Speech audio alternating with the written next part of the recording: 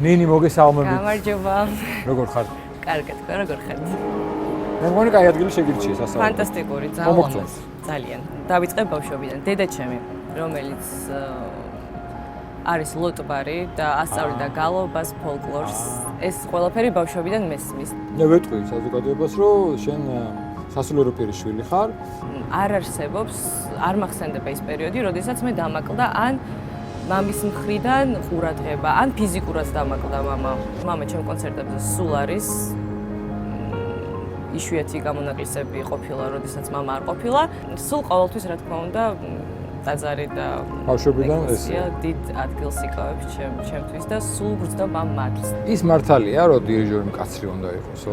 არა, მე არ ვეთანხმები მაგას. ჩემთვის გუნდი იყო აი ბავშვებს რომ ძალიან უნდათ ხოლმე ეზოში თამაში და ეგ სურვილი რო ამოძრავებს რომ ოღონდ დედამეზოში გავუშვენ, ჩემთვის იყო გუნდზე წასვლა.